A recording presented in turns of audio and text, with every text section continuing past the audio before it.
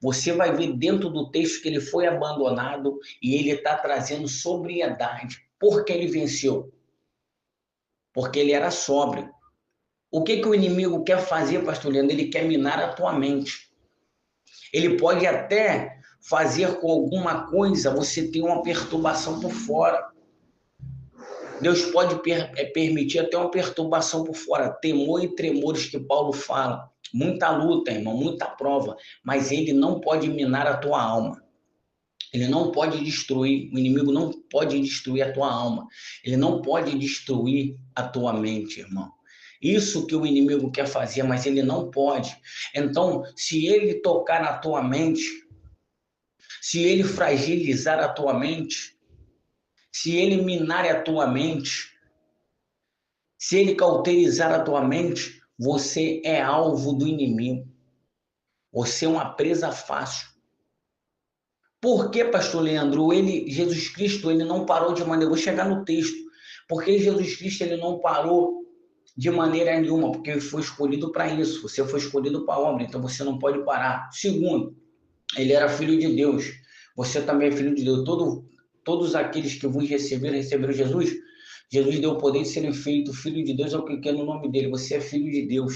E terceiro, você tem que cumprir teu ministério. Então, o inimigo, não, ele já teve no começo da sua trajetória, do seu ministério, quando ele vai começar, para poder chamar e para poder recrutar. Nós vamos voltar no texto e vamos explicar o texto, e vamos aplicar o texto para poder encerrar. Eu estou na introdução dentro do texto, falando sobre a sobriedade, falando sobre as aflições. Depois nós vamos falar sobre a questão do evangelismo. Independente de qualquer coisa, Paulo está enfocando, eu venci isso tudo porque eu sou sóbrio. Primeiro, ele está falando de sobriedade, que ele não bebia, não enchia a tampa. Segundo, ele fala da sobriedade espiritual, irmão. Ou seja, se eliminar tua mente e te desequilibrar, você é embriagado. A embriaguez, a tontura, ela vem na mente. Quando alguém bebe, a bebida sobe. Quando alguém bebe, eu já bebi.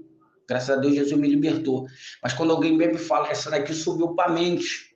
Ele já está bêbado, ela já está bêbada, porque subiu para a mente. Alguém que fumava um negócio, entendeu? Subiu para a mente. Ou seja, a mente não está sóbria. A mente está embriagada. Logo, a embriaguez de drogas ilícitas. Mas também tem a embriaguez espiritual. Está embriagado com as coisas mundanas, com as coisas terrenas, com as coisas supérfluas. Por isso que não consegue dar seguimento. Não consegue começar e não consegue concluir. Jesus era sóbrio. Jesus sofreu as aflições. Então, Paulo está ensinando que ele é sóbrio, aprendeu de Jesus, e Paulo está ensinando que ele venceu as aflições. E ele está falando para Timóteo que ele vai vencer também. E o Senhor está falando para mim que eu vou vencer também. E o Senhor está falando para você, ensinando que você também vai vencer. Então, nada. Você pode estar no momento da tua vida no intempéries, numa dificuldade de alguma coisa. Mas o inimigo, usando pessoas, você não presta. Você é isso. Você é aquilo. Você não pode colocar isso na mente e ficar embriagado com essa sujeira. Você não pode ficar embriagado com essas porcarias humanas. Porque o inimigo ele vai tentar te toxicar. Ele vai tentar te embriagar com as coisas mundanas, sujar você, sujar tua alma, sujar tua mente. Quando Paulo fala, eu tenho no meu corpo as marcas de Cristo, ou seja, as marcas terrenas, as marcas físicas, porque ele apanhou por causa do evangelho, ele apanhou. Os discípulos também tinham as marcas, os apóstolos também tinham marca. Mas quando ele fala também, eu tenho no meu corpo as marcas de Cristo, o que é aquilo ali? Ou seja, ele tinha ferida na alma, mas não matou ele. As feridas estão cicatrizadas, mas ele tinha.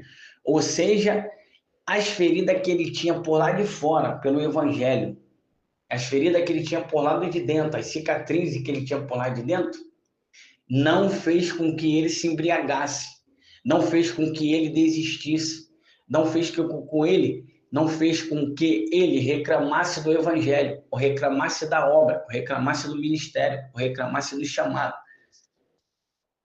Então, o que o Senhor está ensinando? Ou seja, seja sóbrio, porque com você com sobriedade, você sóbrio, você consegue tirar, como diz lá em Hebreus 11, os nossos heróis da fé, os patriarcas.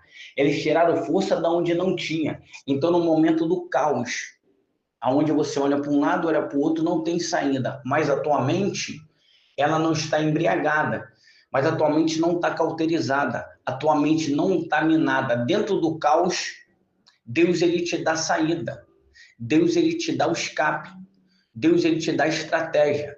Deus ele te dá o livramento. Por quê? Porque tua mente está sóbria. O que embriaga, primeiramente, é na mente. O que deixa doidão, primeiramente, é na mente.